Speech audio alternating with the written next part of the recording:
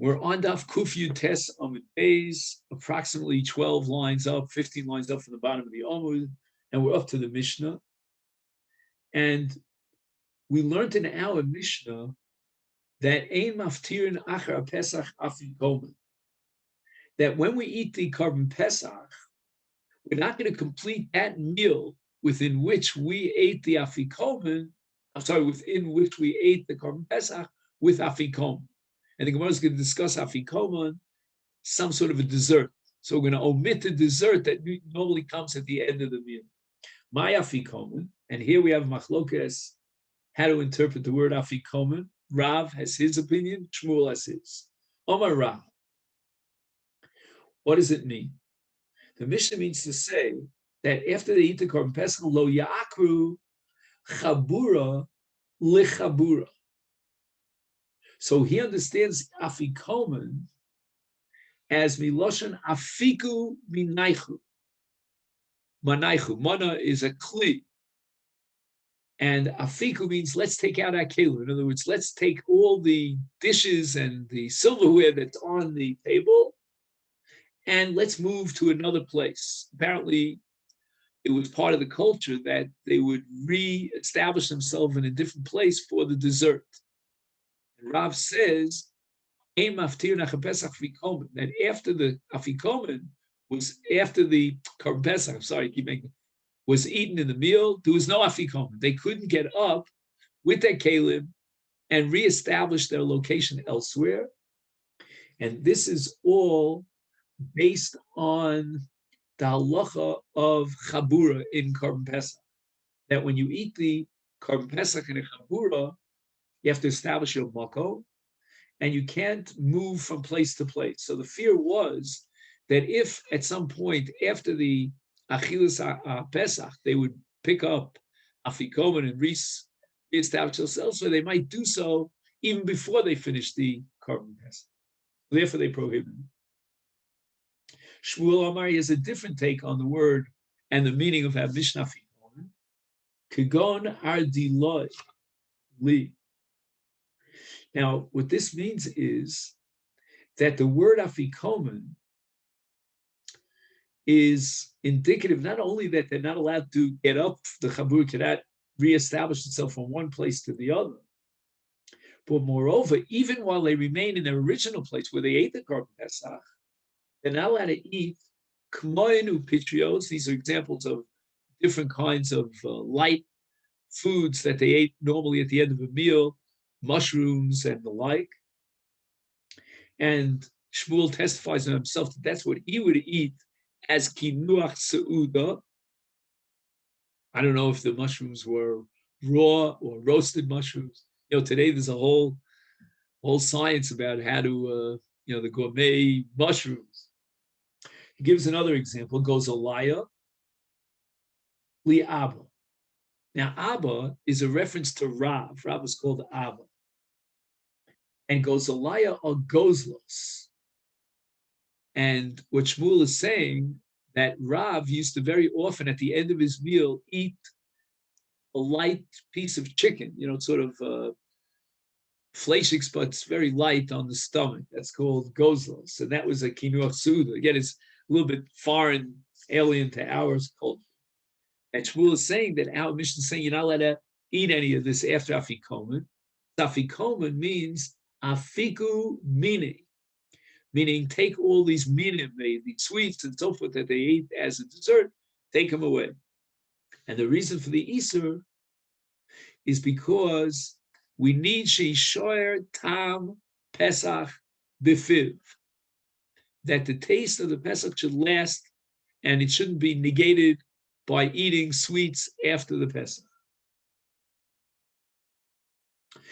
V'Rav Chanina bar Shilo, V'Rav Yochanan Amru, Kigon Tmorim Kloyos Ve'Gozim, that they shouldn't eat dates. Apparently they used to eat dates, again, sweet dates after the meal, Kloyos, different kinds of roasted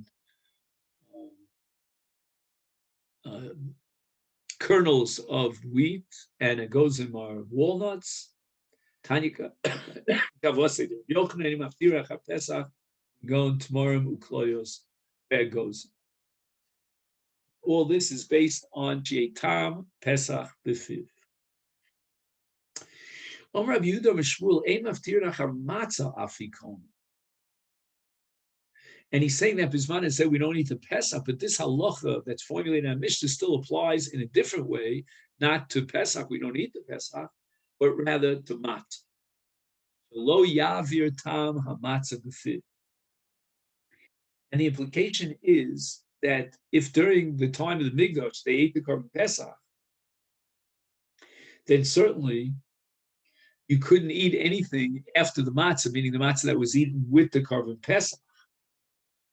And again, we had, if you recall, the sheet of Hillel, that they ate the Korban Pesach as a kricha, as a sandwich together with matzah. After they ate the Korban Pesach, they were not allowed to eat.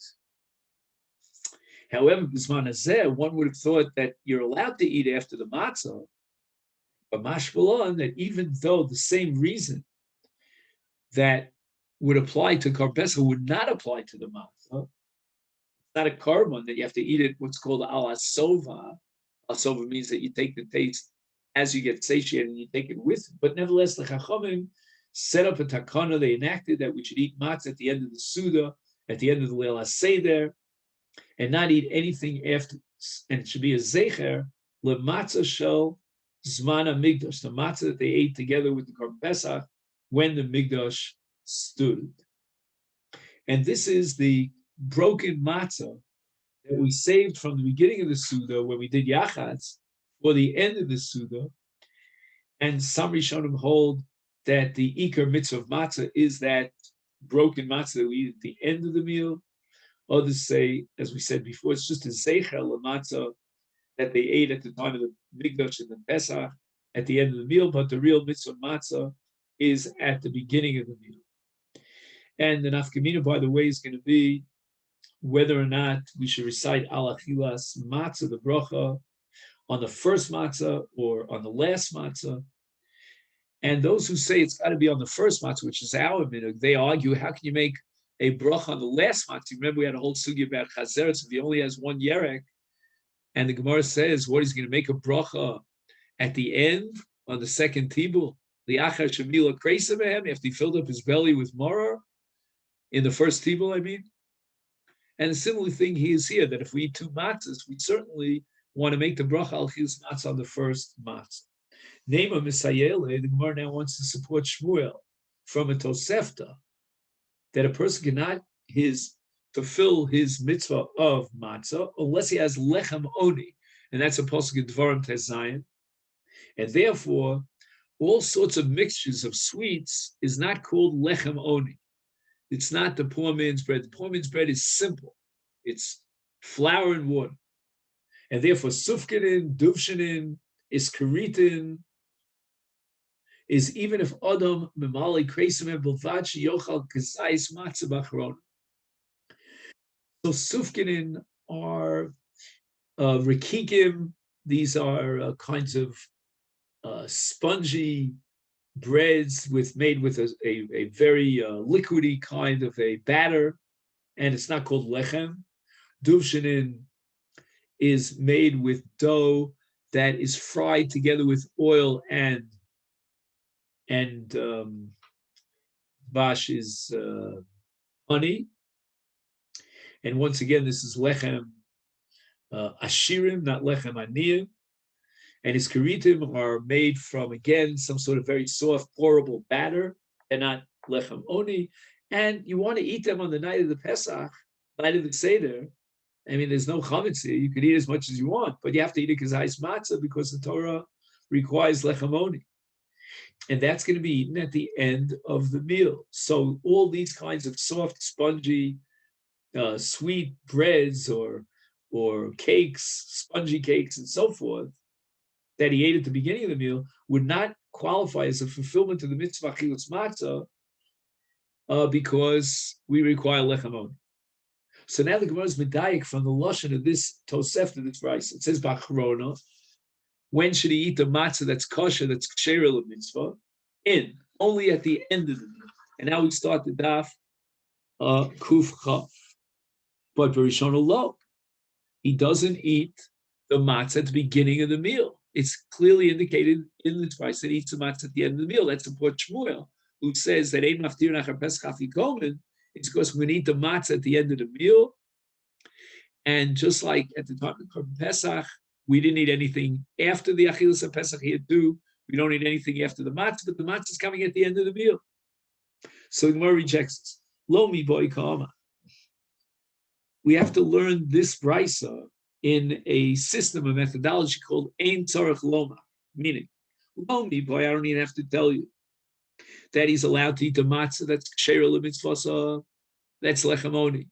Bit rishon at the beginning of the meal, that goes without saying. Of course, we want you to eat the matzah when you have an appetite. Avol ba'achrona dilma osi lemichal achila gasa is emalo. We might think that he cannot eat the matzah at the end of the meal and delay it. In the meantime, he's eating all these dufshanin and different kinds of cookies and so forth and so on, because maybe he'll fill up his belly, and then by the time he gets to eat the matzah, it'll be an achila gas karmach malan. The Tana wants to say we're not worried about that.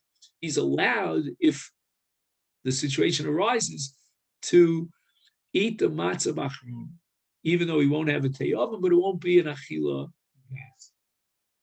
Mar Zutra Masnei Ochi.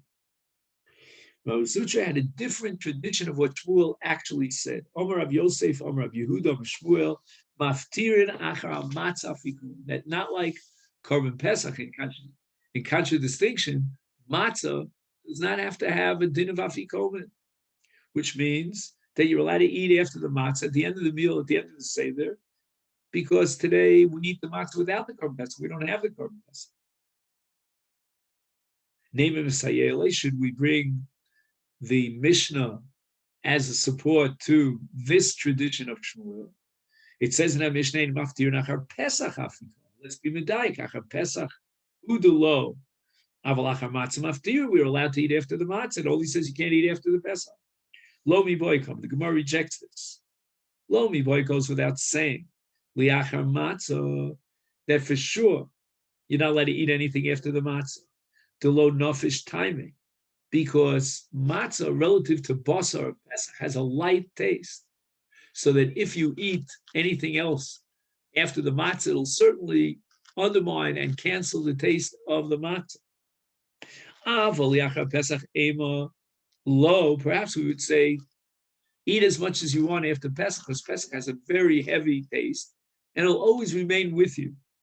Kamash Malon, the Mishnah wants to teach us that even Tama Pesach, the taste of Pesach in your mouth, of the Basar Pesach, could pass away and leave you if you eat other foods. Meisvei, the Gemara has a kasha from a Tosefta that if a person cannot eat matzah unless it's lechem oni, it's a sufkin of aduvchin of iskaritin. Odem malakresim about shiyocha matzah bachrona in barishona lo. In other words, the implication is that we eat the matzah at the end of the meal. Why don't we want to eat the matzah at the beginning of the meal? Because we don't eat anything after the matzah. And that would support that tradition that we originally had in the name of Shmuel, that we don't eat anything after the matzah.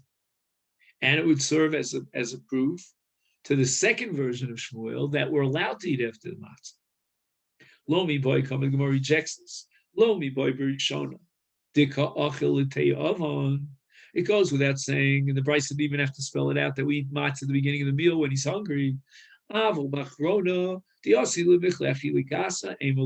think that if you delay eating matzah till the end of the meal, you might eat it as a chila gasa, which totally undermines and negates the achila. Kamashmon, the Tana tells me we're not afraid. Omar Rav, matzah bismana zed ha'orais. Now this seems like something so simple. No one would even question it. The Torah says, "Ba'erev tochlu matzahs," and the mitzvahs l'dori doros, that even after the Mikdash is destroyed, we still have a separate independent mitzvah dorais of eating matzah. But we'll soon see that not everyone agrees with this. Mor bismana zeh derabanan. Maishna, what's the difference between matzah and mor? If there's no Pesach, there's no matzah, there's no mor. If there's no mor, there's no matzah. Tichsiv, the Torah says, al matzah sumrom yochlu, that you have to eat the korban pesach with matzah and maror. We don't have the korban pesach, and therefore we don't have maror, and maror is only the rabbanon, and the same thing should apply to matzah. So therefore, how do we understand the statement of Rava and his position that matzah b'zman says doraisa, but maror is only the rabbanon? So the Gemara says that bizman dika pesach yesh mar, bizman leka pesach leka mar is matzah nami haksiv al matzah rom yachlu, and we should say the same thing. So the Gemara answers, how do we understand Rava and his distinction between matzah and mar bizman? Is matzah miadar hadar beikra. The Torah repeats a chiyuv of mar in addition to al matzah sumrom yachlu. So the pasuk al matzah sumrom yachlu in Parshas Bahaloscha remains one chiyuv matzah, one dimension of the mitzvah of matzah. But in Parshas Bo, it says Bo erev tochlu matzahs, and that pasuk is not dealing with korban pesach at all. So we have to derive from this pasuk Bo erev tochlu matzahs that in addition to the mitzvah of eating matzah as part of the korban pesach, under the pasuk al matzah rom yochlu, we have another chiyuv matzah that's independent of the pesach of ba'erev tochlu matzahs, and that mitzvah is doraisa even bisman hazeh. But in the case of maror, the Torah nowhere commands us to eat maror per se, independent of korban pesach. Rav Acha bar Yaakov Amar echad zeh v'echad zeh d'rabbanan. Wow. Here's a sheet in the Gemara that matzah in our days is only d'rabbanan. And we're going to equate now maror and matzah, just like maror is the rabbanon b'zman says, so too Rav Acha says matzah b'zman says the rabbanon. Hello, ksiv be'erev tochlu matzahs, and now Rav Acha is going to be facing the difficulty that the Gemara is raising the objection against him. The Torah says be'erev tochlu matzahs as an independent chiyuv of matzah. Then says Rav Acha, that pasuk is talking about Bisman HaMikdash. And why did the Torah have to repeat the mitzvah of matzah, independent of Pesach?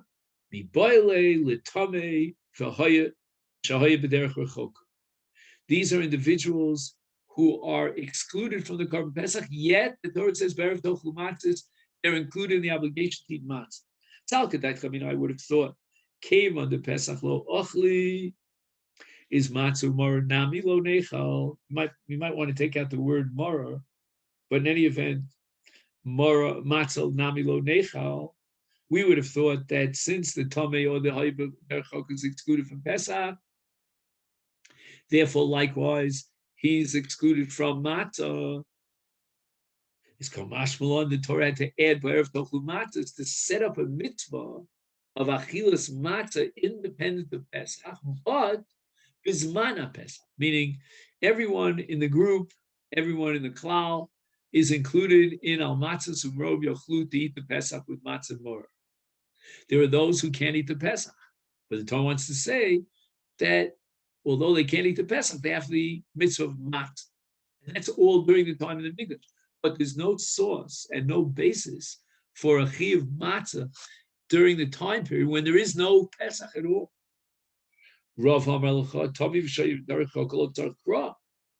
is saying, I don't need a pasuk to teach me that Tomei and Hoya b'derech chok are chayiv in the mitzvah of matzah. D'lo gari me orel uben nechar. The status of Tomei and derech chok is not inferior to that of an orel and a ben nechar. Ben nechar is a Yehudi mumar. This Sanya we learned in the Brisa. V'chol orel lo yochal bo. And what's the extra word bo? Bo eino ochel. In other words, the RL can't eat bo, meaning the korban pesach. Aval ochel b'matzu b'maror. So we see clearly that we have a pasuk that indicates that an RL is chayav in matzah. I don't need an extra pasuk b'erev tochlu matzah to establish the chiyuv achilas matzah on an RL. It says here, v'ein omrim. This is the commentary. Ein omrim shelo nemrabo mitzvah achilas matzu maror mikeven sheni ochel sapes. The afim min necha. Oh, he wants to raised the question ben nechar. Here the pasuk says, "V'chol ocher orel lo yochal bo," to exclude him from Pesach, but to include him in matzah. What about ben nechar? V'after ben nechar nemar, another pasuk. It says, "Kol ben nechar lo yochal bo," and again we're going to derive from the word bo that he doesn't need to cover Pesach, but he is obligated to eat the matzah, the mar, like every other Jew. Now we're making an equation, says Rava, an analogy between the cases of Orel and Ben Nechar and the cases of Tame and Hoya B'derech Rechok. They too are included in the mitzvah of matzah. So Memela, the upshot of Rava's presentation is that we don't need a special pasuk to tell us that Tame B'derech Rechoka is Chayav and matzah. We know it from the word bo. Ve'idach. Now we go back to Rav Acha. Why do we need a pasuk to tell me that a tamei and a hoya b'derech choka eat from the matzah, and they're obligated to do so? Why do I need that pasuk? After all, as Rava pointed out, I could derive from the pasuk of bo. Utzrichi. Ksiv bahai, uksiv bahai, utzrichi. Torah has to tell us the chiyuv of achilas matzah in orel and ben nechar, and we also need ba'erev tochlu matzos for the case of tamei and for the case of hoya b'derech rechok. Utrichi, and we need both psukim. Now the Gemara doesn't explain why we need both psukim, and here's where the Rashbam steps up to the plate, as we would say colloquially. He says, "Ilu nichtav rak bi orel u ben nechar lo hayisa lo made mehem l'tomei u'derech rechok." Why is that so? Mipnei shetomei v'derech rechok asidim lechol pesach sheni al matzos umerorim. After the tomei or the derech rechok are ready now, the tomei went to be retire himself from his tumah. Now they can be included in Pesach Sheni. Therefore, I would have said that in Pesach Rishon lo yochlu matzah umara. V'rak be'orel uben nechar omar hakosuv sheyochlu bePesach Rishon matzah umara they she'enam asidim lechol Pesach Sheni. I would have thought that the reason why Orel and Ben Nechar are obligated in eating matzah during the first Pesach is because they don't have the opportunity of Pesach Sheni, but not so in the case of Tomei Vayib Derech Rechoka. But they have the opportunity of bringing the korban Pesach Sheni. They should be exempt from eating matzah on the 15th of Nisan, and then when they bring the korban Pesach Sheni, because the Tomei was Matayr himself, or the Hoya B'derech Choka is no longer B'derech Choka, then they'll be Makayim al Matzah Simrom Yochlu, but they don't have a separate independent Chiyuv of Matzah.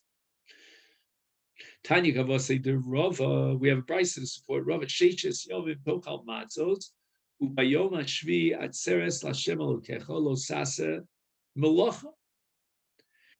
Means that on the seventh day, it doesn't say Tochlu Matzos, like it does with regard to the first 6 days, Sheishes Yom Tochal Matzos, but rather with regard to the seventh day, all we have is the Isur Malacha. So we should derive that they don't have a chova to eat matzah. If they want to eat matzah, they're allowed to. It's a rishus, but not a chova. Now, if he wants to eat basar and he doesn't want to be koveh sud ala pas, so let's say he wants to fast, he's allowed to do so. That's because Sheishes Yomim is not a chova. There's no absolute independent obligation to eat matzah. It's only rishus. And therefore, now we can derive the following analogy. Mashvi rishus af Sheishes Yomim rishus. So we're going to derive from Yom HaShvi the conclusion that Achilas Matzah during the balance of Pesach, the Sheishes Yomim, is only Rishus, my timer. What's the reason, what's the logic that we should derive from this pasuk that even the first 6 days are Rishus? And the answer is, the Havi Dov Shayu B'chlal v'yotzim in a klal. Lil lamed. Lo lamed al atzmi yotze, lamed al klal kulo yotze. One of the methods that we have to interpret psukim and to derive halachic conclusions from psukim is a davar shahaya b'chlal. Now the Torah says Shivas Yomim tochal matzos in Parshas Bo. So Yom HaShvi is included in Shivas Yomim as far as the mitzvah chilutz matzos is concerned. But the seventh day was taken out min haklal. L'lamed she'ein achilutz matzah murabo chova elo rishus. So the Torah taking something that was bichlal and yotzav in a klal is teaching us that there's no chiyuv of achilus matzah, but it's only a rishus that's on the seventh day.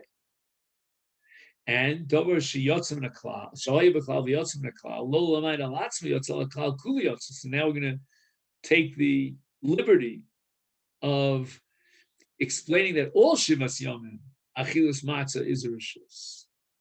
Yochal af laila rishon. Let's go as far as to say that even on the first night of Pesach, the achila of Pesach is not a chova, it's only rishus. Talmud lomar al matzos umrorim yochluhu. That with the korban Pesach, which is eaten on the first night, there's also an obligation to eat matzah umar. But adayin ainli ela bisman shebeis hamikdash kayim. Since it says al matzah umrorim yochlu, you eat it together with the korban Pesach. That's only when the Pesach, when the Beis Hamikdash is kayim. So we have the korban Pesach, we eat the matzah with the korban Pesach. But bisman she'ein Beis Hamikdash kayim, minayin, how do we know that there's an obligation to eat matzah? With lomer ba'erev tofu matzos, hakosav kva'o chova. The Torah establishes that achilus matzah on the first night is a chova, even bisman hazeh, even though we don't have the korban. So we see clearly from this brisa that the brisa maintains the position of Rava that matzah bisman hazeh is d'oraisa, and it's derived from the pasuk ba'erev tochu matzos. And this leads us to the next Mishnah, which is on the bottom of Kuf Chaf Amud Aleph, and here's where the Mishnah goes back to discuss Karban Pesach.